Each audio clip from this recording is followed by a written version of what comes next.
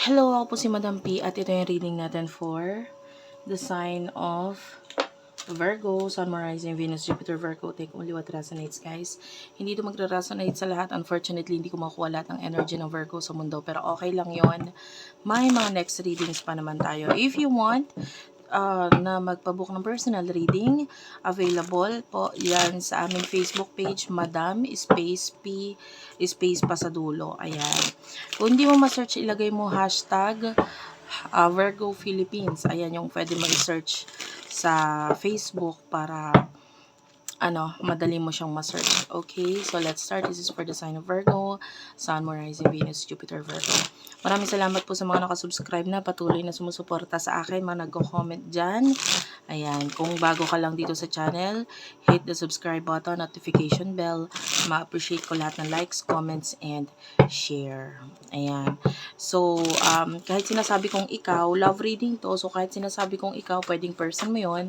Kahit sinasabi kong person mo, pwedeng ikaw yon. So, bahala ka na ilagay ang sarili mo sa sitwasyon. I highly suggest, guys, na i-follow nyo rin ako dun sa ibang platforms like yung ating, yun nga, sa Facebook. Kahit hindi kayo mag-inquire ng personal reading, so on and so forth. And, or sa TikTok, Unipree, wait lang, inaayos ko lang, guys. Kasi may mga pinopost ako dong video na guidance din. No? May mga pinopost kasi ako dong video na hindi ko pinopost dito sa ating channel. Ayan. Which is nagbibigay din naman ng guidance. Ayan. So, let's start. Ito yung Ace of Swords. Yun yung pinaka-major, main energy mo. Ace of Swords and Five of Wands. Ten of Pentacles. Hindi ko alam kung ikaw to or someone na kasi pwedeng magkapalit din ng roles dito eh. Kasi yung iba sa inyo meron kang isipin regarding money. Okay, pwedeng may someone na nagagalit sa'yo because sa issue regarding pera or vice versa. Pwedeng ikaw ito na you're thinking about something na may kinalaman sa pera and then may parang galit or whatever ka dito sa taong to or yung iba kung hindi pa, paparating pa lang. This is a new energy na parang magbibigay ng stress sa'yo regarding money and nakikita natin yung pakikipag-away because of that. Okay?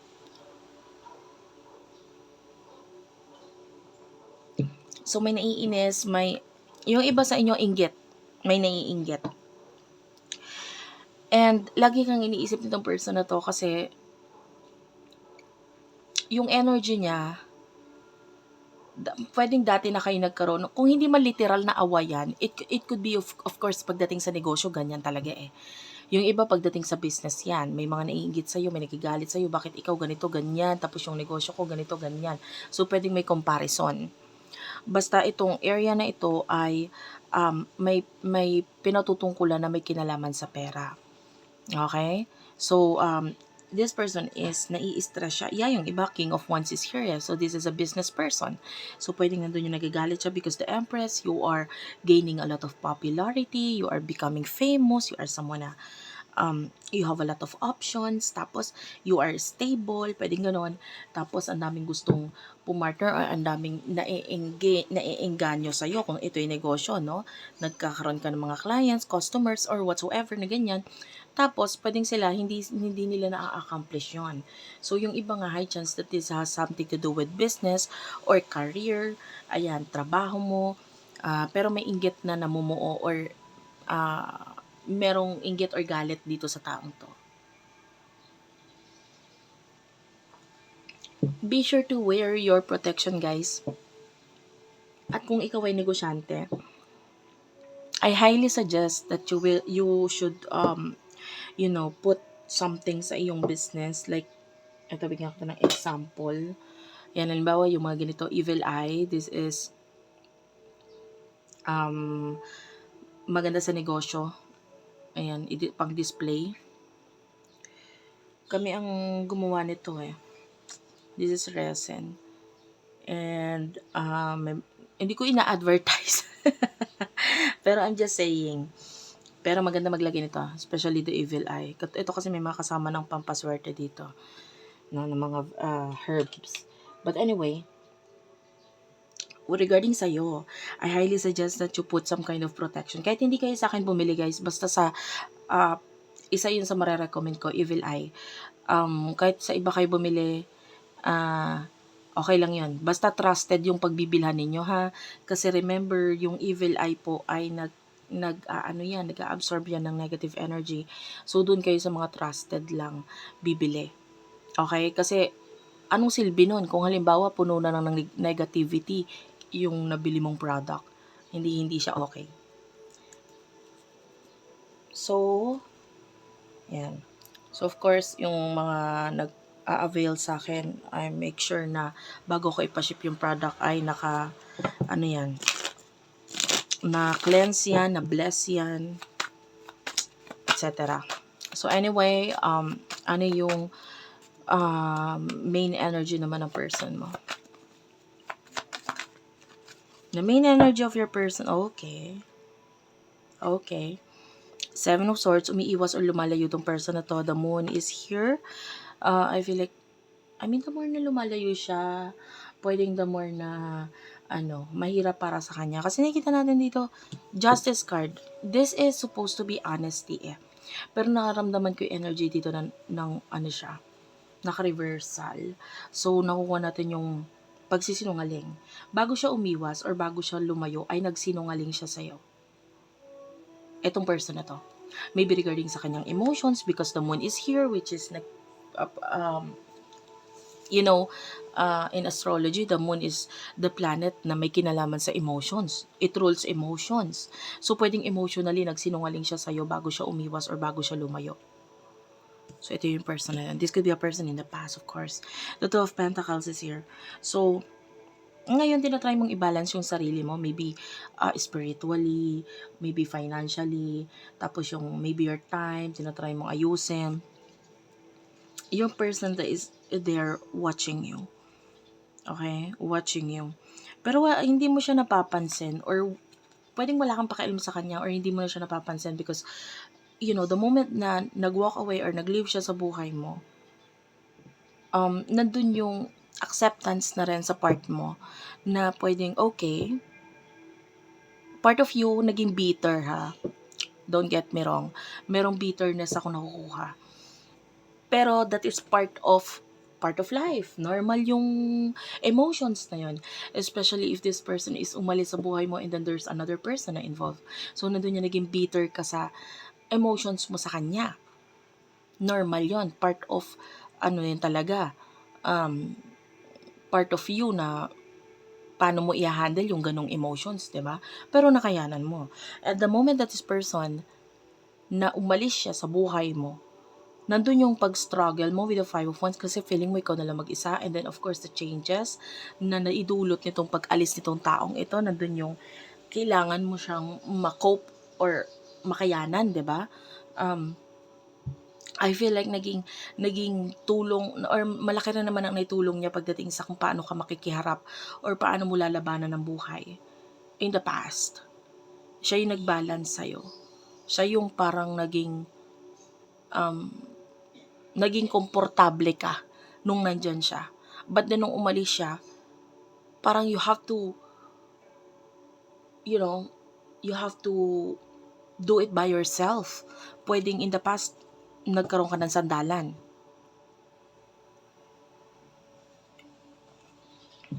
You do over the Two of Pentacles. So, lumalabas ito as like, when I see the Two of Pentacles, nakikita ko ito as, alam mo yung training wheel ng bicycle. The training wheel of the bicycle, yung mga nag-aaral magbisikleta, yung mga bata, meron yung training wheel, yung parang gulong na maliit sa magkabilang side para kahit itaas niya yung paa niya, balanse siya, komportable siya, 'di ba? In a way, natututo naman itong bata na makapag-drive ng bicycle through the help of that. And I feel like yun yung naging part na tong person na to sa buhay mo. Like, naging siya yung training wheel mo. Naging komportable ka na nandyan siya, ganun-ganyan. And because of that, hindi mo nagampanan yung buong purpose nung buhay mo or nagkaroon ng like, I feel like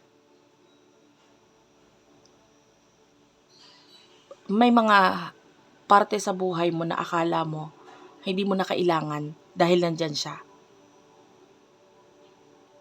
Okay? But, nung nawala tong person na to, naging useful. It could be people in your life na naging useful nung nawala siya. Okay? And this could be you na mas nagampanan mo yung purpose mo nung nawala itong taong to. So anyway, sana naging klaro. Kasi as much as possible, tinatry kong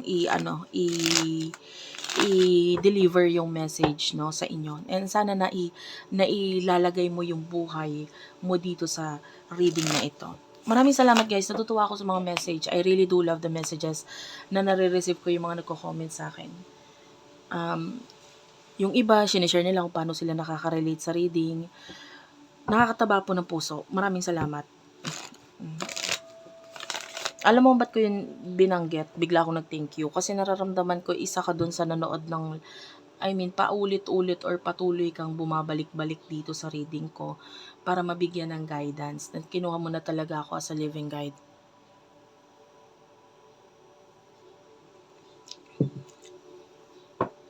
By the way, commercial break lang habang uminom ako ng kape.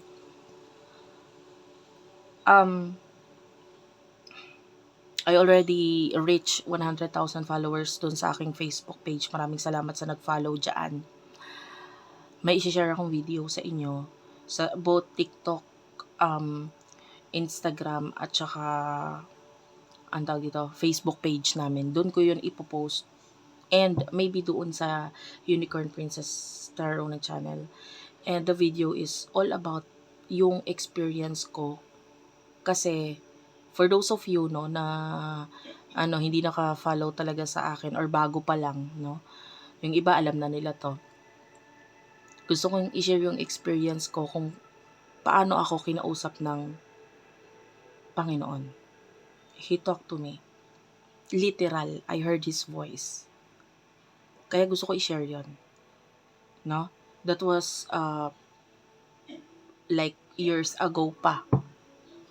But I want to share it with you guys. And sana mapanood mo yung video na yun. Doon ko siya ipopost sa mga nabanggit ko kanina. Kung bakit ko yung nabanggit? Kasi, a lot of you na nakikinig sa akin ngayon, usaping purpose, no? Nandun tayo sa purpose. You do have a purpose. Each and every one of us have a purpose. Meron. Hindi yung basta ka lang nabuhay, ano yun. But, nung pinanganak ka, not only you have to find your purpose, pero, of course, you have to fight life, diba? Kaya itong mga nararanasan mo ngayon, struggle yan ng buhay mo in order for you na mas mai-align ka sa purpose mo. Kaya anyway, shinare ko lang. Hopefully, mapanood mo rin yun. Emotions. Yung iba sa inyo, yun ngayon nabanggit ko mas nagagampanan mo yung purpose mo nung wala siya. Nung nawala tong person na to. Nung umiwas siya sa'yo. Or might be may mga na-discover ka sa sarili mo. Including this video or including etong pagka-discover mo sa akin. Maaaring yung iba sa inyo na wala tong person na to na-discover mo ko. Okay? So, anong ibig sabihin? Yun yung isa sa naging purpose nitong taong ito sa buhay mo. Na ma-open up yung spirituality mo.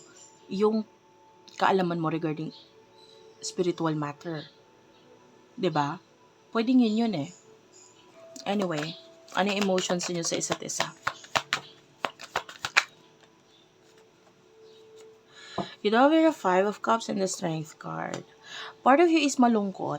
Kasi nga sabi ko nga sa inyo, itong person na to is naging huge part ng buhay mo. And parang ang laki nang nawala sa'yo. Ang dami mong iniyak dito sa taong to. And with the Strength card, pinilit mong maging malakas. Kasi wala ka naman choice Umalis siya, lumayo siya, lang nga namang magkukumahog kang habulin yung tao. So, nandun yung ang dami mong iniluha, ang dami mong iniyak, ang daming feeling mo na wala sa'yo. Kasi siya yung naging sandalan mo. Siya yung naging laging nandyan para to tame you. Maybe there's a part of you na hindi mo kaya pag wala siya. Parang gano'n. Naging malaki yung naitulong niya para magawa or maging mahubog ka sa kung ano yung eto na lang, yung iba sa inyo, you like yourself nung nandyan siya. Maybe may mga na-contribute siya sa'yo. For example, yung schedule mo mas maayos nung nandyan siya. Maybe yung mga finances or usaping finances kahit papano, nagagampanan niya yung mga kailangan niyang gampanan para makapag-work or makapag, you know,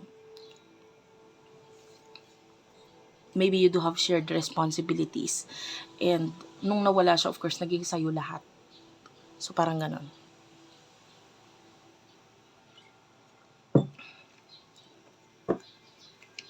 But anyway, ano yung emotion ng person ito for you? Anong emotion to person ito sa'yo? King of Cups and the Two of Swords. Gemini, Libra, Aquarius, Cancer, Scorpio, Pisces. Guys, nagkaroon kayo ng separation. Mahal ka nung tao. May mga pagkakamali tayong nakita. May mga wrong choices.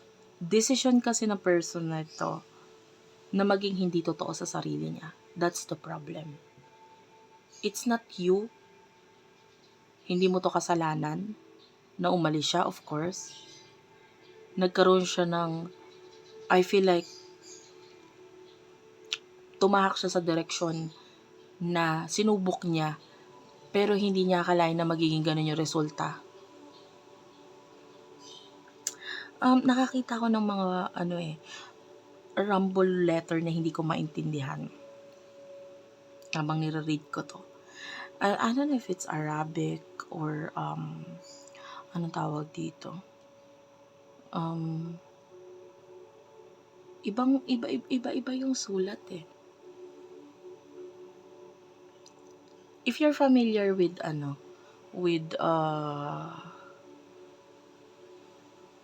yung letter ng sinaunang letter ng mga Pilipino, parang ganon yung iba. Babaylan ba tawag doon? Ay, not sure ha. Hindi ko alam ang tawag dun sa letters noon. Basta parang nakakita ko ngayon ng mga letters na iba ang pagkakasulat. Medyo curve siya ng konti or what. This could be a reading. Maybe you are nasa country na yon, or maybe may mga inaaral ka na language or whatever, or maybe you do have a tattoo na ganun yung style niya. This could be a reading. Basta ibang sulat siya. Okay. Anyway. Etong person na to, you do have your Two of Pentacles. Yeah, this is your Two of Pentacles. Yung person mo, I feel like nag-give up ka na rin sa person na to. Like, nag-give up ka na kasi wala ka naman magagawa eh. Diba? Ano naman kung umalis na siya or nawala siya sa buhay mo? Buhay ka pa rin naman. Hindi naman nawala. Masakit nung nawala yung taong to, pero buhay ka pa rin naman eh, diba? And hanggat buhay ka, kailangan ituloy mo lang yung buhay mo. Hindi naman naputol yung buhay mo nung nawala siya eh. In fact, mas lalo ka naging malakas nung nawala siya. Kasi nandun yung mga challenging part ng buhay mo na na-experience mo nung nawala siya. Pero, until now, nakakaya mo, diba? Kaya, don't be sad. Maging mas positive ka. Yung experience mo dito sa taong to, hindi ko sinasabing pagsisihan mo or what, na dumating siya sa buhay mo. But rather, isipin mo kung ano yung naging lesson, ano yung mga natutunan mo nung nawala na siya. Diba? Kumbaga sa school, isipin mo lang na minsan siyang naging school ng buhay mo. 'Diba? May mga natutunan ka, may mga nalaman ka. After nun, graduate ka na. Of course, masakit yun. Kasi nandun yung attachment mo dun sa school, 'di ba? Or sa mga classmate mo nung time na. But nandun din yung happiness kasi na okay ka na eh, naka-accomplish ka na ng something eh. And you should see yung experience mo dito sa person na to as an accomplishment. Okay, yun yung ilagay mo sa utak mo.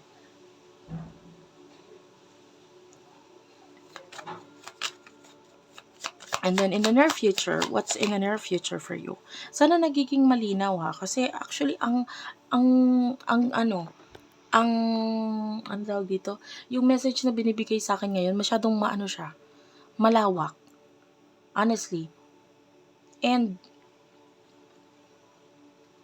syempre hindi ko naman pwedeng hindi sasabihin kung ano yung message yun yung sasabihin ko talaga. Yung iba kasi may mga nagko-comment, ang dami namang sinasabi. Mga ganon-ganon. I'm sorry. Alam niya ng mga nanonood na talaga sa akin, hindi ako laging ganito. Minsan, I will just deliver the message as it is. Pero ngayon, nakukuha ko yung energy na yung person na kakonect ko is maybe someone who is very mature, someone na gusto detalyado or whatsoever. Especially Virgo reading ito, no? Virgos are really, mas gusto nila detailed. Yeah. Anyway. Depende rin kasi yun sa nakukuha kong energy minsan. Yan yung nakukuha kong energy. Pag nakuha ko yung parang vibes mo ba. So, kung paano ako makipag-usap dito sa video, parang ganun din yung nailalabas ko. Anyway. In the near future. Okay, Ace of Cups. Oh, wow. Okay. Virgo. This is you, the Hermit. This is Virgo energy, Queen of Cups. There's someone here na I'm seeing a lot of energy ng parang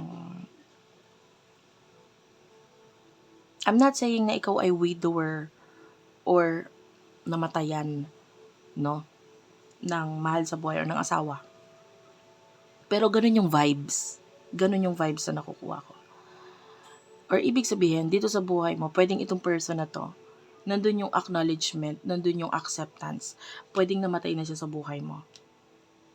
'Di ba? And so, in the near future, nakita tayo dito ng you are ready, you are the Queen of Cups. You are ready to give love nang hindi na nag-a-accept ng kapalit. And sa mga nagiging widower or ano tawag dito? Hindi ko masabi sa Tagalog. Ayun, yung namatay ng asawa. Usually sa kanila, nandun na yung ay, mamahalin ko na lang yung mga anak ko, ay, mamahalin ko na lang yung mga apo ko. So, what I'm trying to say is that yung energy nitong future mo is that you're willing to give love sa mga tao sa paligid mo, maybe through your friends, through your co-workers, or empleyado if you do have business, and, or maybe your clients. Nandun na yung pagbibigay mo ng love sa kanila.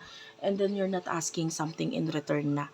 So, mas nakikita natin dito na you are just giving kung ano yung kaya mong ibigay. Yun na nga yung sinasabi nating purpose kanina eh.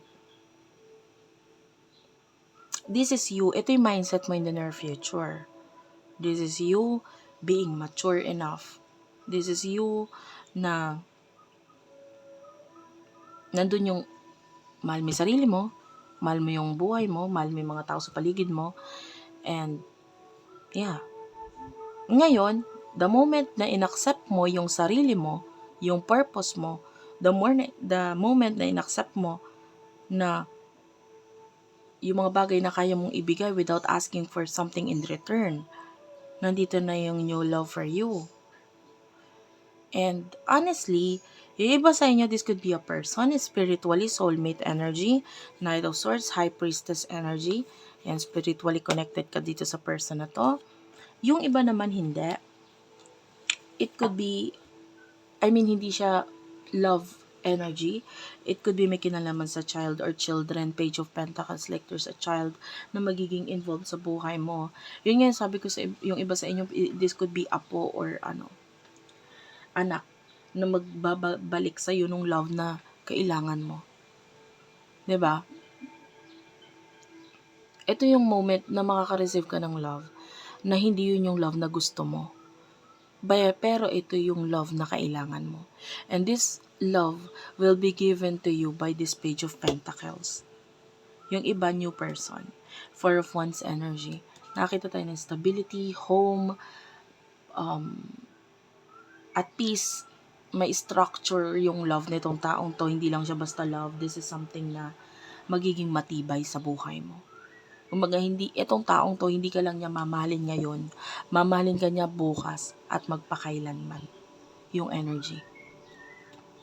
So that's it for now. Sana nakuha mo yung message doon. I love you all guys. Thank you for watching and bye-bye.